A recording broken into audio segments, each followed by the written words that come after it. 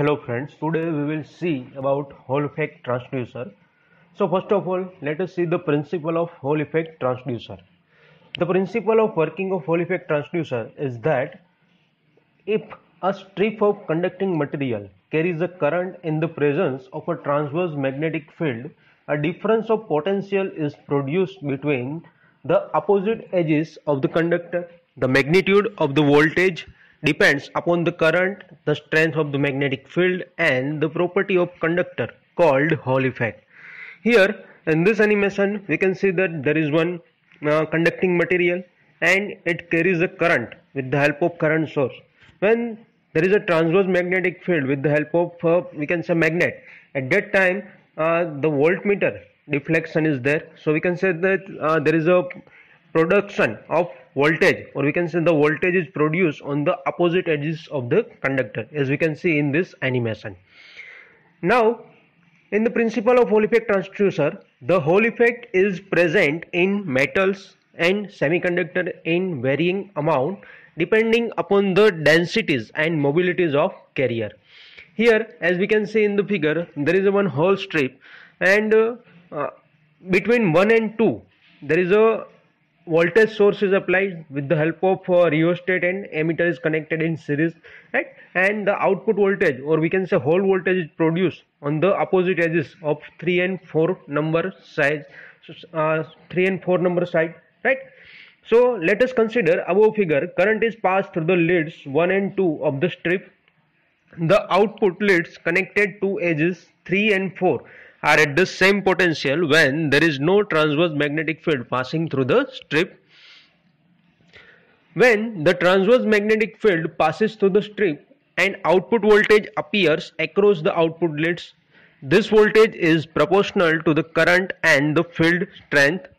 The output voltage is EH, that is Hall voltage, is equal to KH multiplied by B multiplied by I whole divided by T, that is equation number 1, where KH is the Hall effect coefficient, T that is the thickness of strip, I current in ampere, and B that is flux density.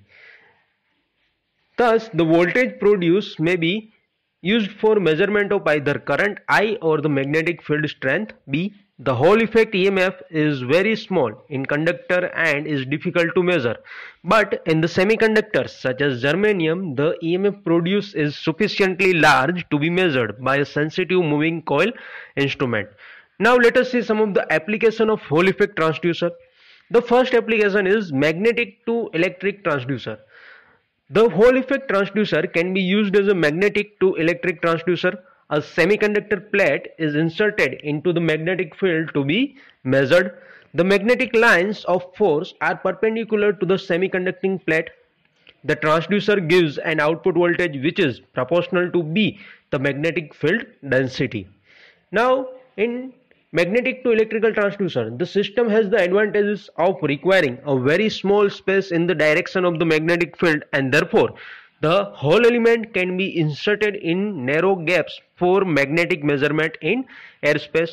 Also, the element gives out a continuous electric signal in direct response to the magnetic field strength.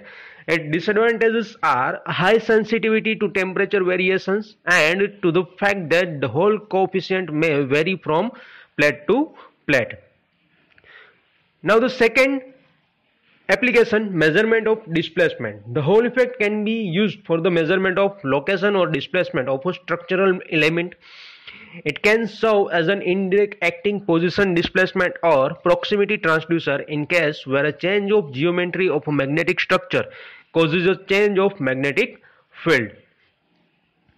Here as we can see in the diagram, there is a structural member and a ferromagnetic plate. With the help of that ferromagnetic plate we can measure the displacement, and there is a permanent magnet gap. In between that gap, or we can say in between that structural member gap, there is a one Hall effect element is connected.